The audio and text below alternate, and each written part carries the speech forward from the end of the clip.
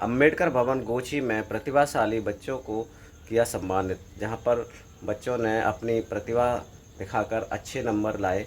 कोई 70%, कोई 80%, कोई 88%, कोई 95%।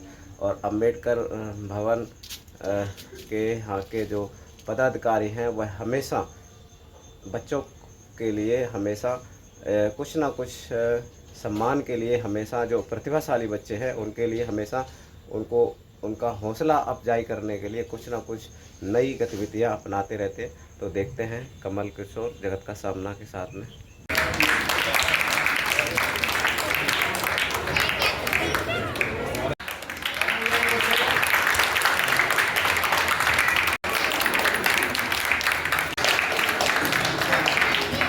मोबाइल पीछे Salu daughter of Bhushan percentage भी बोलते रहो।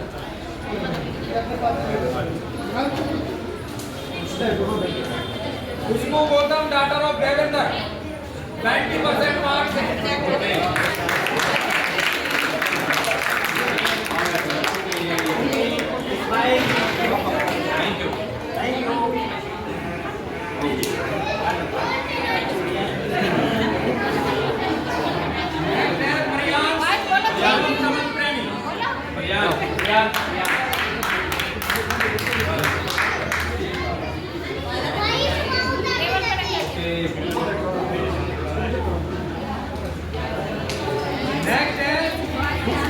डॉक्टर ऑफ राजेश जल्दी शाबाश, बहुत अच्छा प्रदर्शन क्लास में 70%।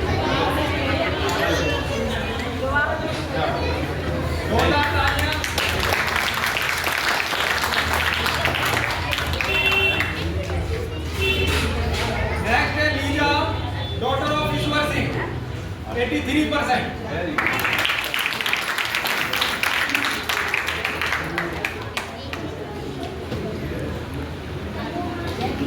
जय भीम, जय भीम बोलो।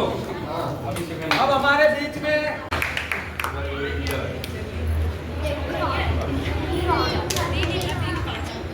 जय भीम, दोबारा बोलिए जय भीम, जय भीम, जय भारत, जय भारत, जय भीम। Thank you. अच्छा प्रदर्शन, जोरदार तालियों से स्वागत है। साहब की अनुकंपा से डॉक्टर भीमराव अंबेडकर सेवा समिति के माध्यम से समाज में, मोहल्ले में जो भी बच्चे अच्छा प्रदर्शन करेंगे, इसी तरह से हर साल उनका मान सम्मान किया जाएगा। और बच्चों से उम्मीद करता हूं कि जो रिजल्ट अब आया है इससे 10% नेक्स्ट ईयर में उम्मीद की जाती है। आज का बच्चा समाज में कल का भविष्य साबित होगा। जो बच्चा बाबा साहब को, महापुरुषों को समझेगा और शिक्षा को महत्व देगा, वो एक दिन अवश्य ही समाज में बहुत अच्छा नाम करेगा।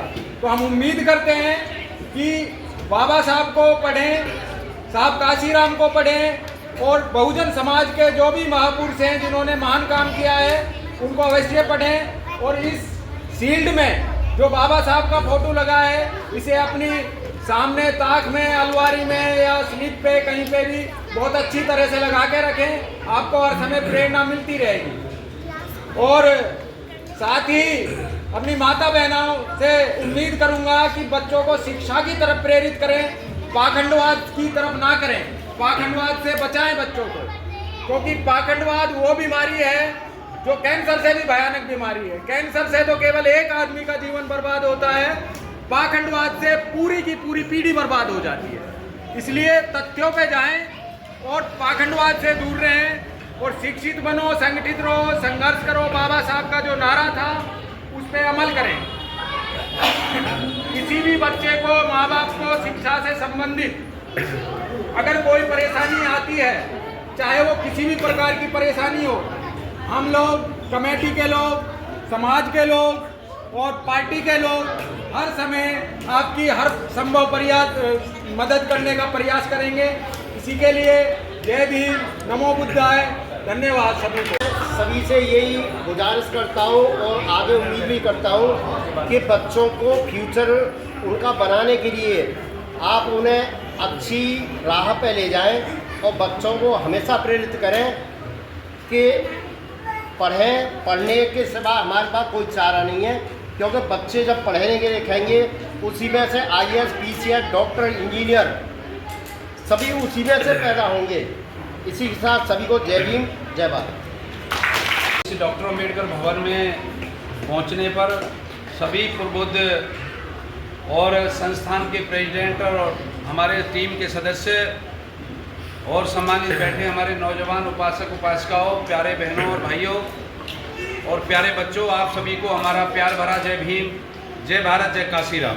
बहन तुम्हारी मायावती, बहन तुम्हारी मायावती, बहुजन समाज पार्टी, बहुजन समाज पार्टी, बाबा साहब, साहब काशीराम, साहब काशीराम, बाबा साहब, बाबा साहब, बाबा साहब। सभी संतों गुरुओं के संविधान के निर्माता बाबा साहब डॉक्टर अम्बेडकर, बोधिसत्व, विश्व रत्न, भारत रत्न, भारतीय संविधान के निर्माता बाबा साहब डॉक्टर अम्बेडकर, जिनकी बेशुमार कुर्बानी और उनके संघर्ष के बाद दुनिया का सबसे ताकतवर और सबसे लिखित दस्तावेज भारत का लोकतंत्र, जिसका नाम संविधान हमें मिला, ऐसे मसीहाओं के चरणों में नमन करते हुए और उनके इस आंदोलन को जो अधूरा रह गया था उसको आगे तक पहुंचाने के लिए मान्यवर साहब काशीराम साहब, जिन्होंने तमाम इस बहुजन समाज पूरे भारत में अपना पूरा तमाम जीवन लगाया, ऐसे मसीहा के चरणों में कोटि कोटि नमन करते हुए और उनके साइकिल चलाने के आंदोलन में एक ऐसी पारस, ऐसी कुंदन, ऐसी हीरा और ऐसी एक मनी और आयरन लेडी बहन कुमारी मायावती जी, जो जिंदा देवी और बहुजन समाज पार्टी की 4 बार सफल मुख्यमंत्री और दलितों की, SC ST OBC की, गूंगे बहरों की जान, आन बान शान, ऐसी नेता को आदर्श मानते हुए आज जो संस्थान ने यहाँ बच्चों की प्रतिभा पे आज हमें इनवाइट करके जो बच्चों को गौरवित करने का मौका मिला, हम ये मंगल कामना करना चाहते हैं। हे मेरे प्यारे बच्चों और हमारी माँ बहनों, आपसे हम आज के समय में यही निवेदन करेंगे, यही आशा उम्मीद करेंगे कि अगर आपको अपने से महान बनाना है तो बच्चों को उच्च शिक्षा प्राप्त करानी होगी। घर में और खर्चे को थोड़ा रोक करके बच्चों की कोचिंग देनी पड़ेगी। दूसरा, बच्चे की जो सही समय पे पेपर, सही समय पर स्कूल में आना जाना, संस्थान में बच्चे की समीक्षा करनी पड़ेगी। क्या बच्चा स्कूल जा रहा है? क्या उसकी बुक पूरी है? क्या मास्टर जी ने उसे काम दिया है, होमवर्क नहीं दिया? ये जांच हमें करनी होगी, तो आपके बच्चे जरूर आगे बढ़ेंगे। ये काम माँ बाप का है।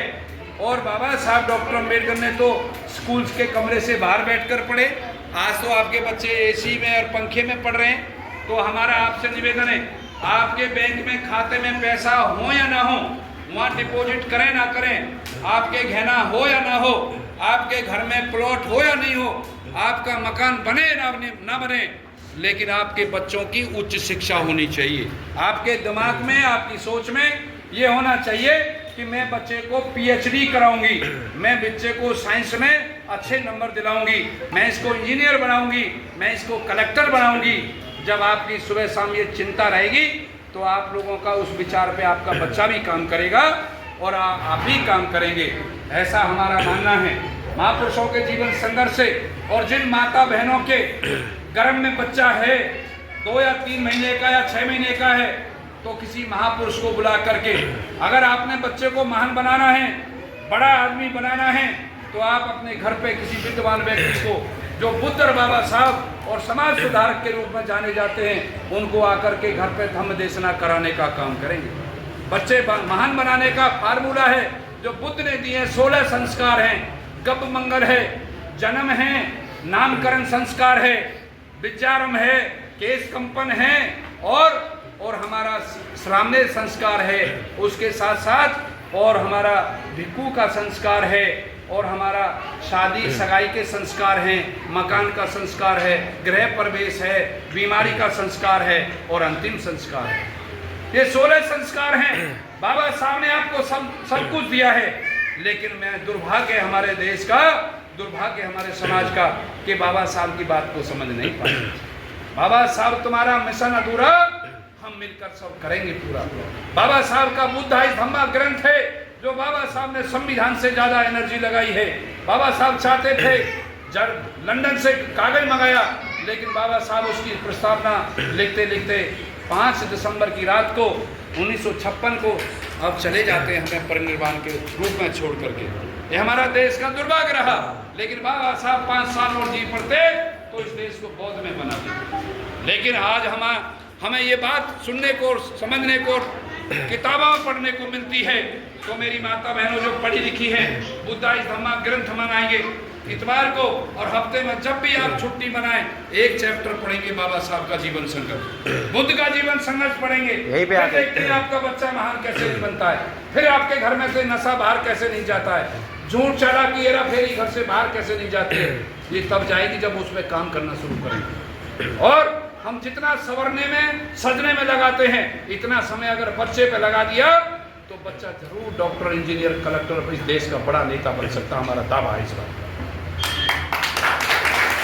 आज हम ज़्यादा टाइम ना लेते हुए हम अपने जिले की तरफ से, अपने नेता की तरफ से, अपने पार्टी की तरफ से आपके बच्चों की मंगल कामना करते हैं। ये बच्चे दिन दुगनी रात चौगनी करेंगे, इनका स्वास्थ्य अच्छा रहेगा, इनके पोषण का ध्यान रखेंगे, इनको पोशाक का ध्यान रखेंगे, और इनको छोटी मोटी कोई बीमारी हो जाती है तो तुरंत मेडिसिन देने का काम करेंगे। बच्चा ऐसे होता है जैसे माली अपने पौधे को अपना संभाल के बड़ा बनाता, समझ रहे हैं? तो इसी तरह से आप लोग बच्चों को अपने से महान बनाने का काम करेंगे। और जब बच्चे शिक्षित हो जाएंगे, और शिक्षा होने के बाद संस्कारिक होना जरूरी है, शिक्षित होना जरूरी है, लेकिन शिक्षित होने के बाद बाबा साहब ने जो संस्कार दिया है तो बुद्ध की शरण में हमें जाना है। लेकिन हम लोग इतने लंबे समय के बाद हमें नाना प्रकार के लोग हमें बरगला जाते हैं, फेंका जाते हैं, हम उसके जाल में फंस जाते हैं। जैसे एक शिकारी आएगा, आकर जाल बिछाएगा, उसमें दाना डालेगा, तो उसमें फंस जाएगा। जैसे शिकारी होता है तो हम अपने घर में धन लाने की वजह से, घर में सुख शांति की वजह से, सास देवर जेठानी की उनसे वैर विरोध को कमजोर नकली बनाने के लिए हम नाना। माता बहनों, वैज्ञानिक दृष्टि से आप लोग अपनी विचारधारा को बदलो और अपने आप को बाबा साहब का अनुयायी मान करके जो 5 बातें आपको बताई हैं उनको लिख करके अपने घर में लगा के रखना, सुबह शाम उसका संगायन करना, अपने बच्चों को पढ़ाना, शील समाधि प्रज्ञा, उससे आपकी दिन दुगनी और रात चौगनी होगी। जय भीम, जय भारत, जय काशी।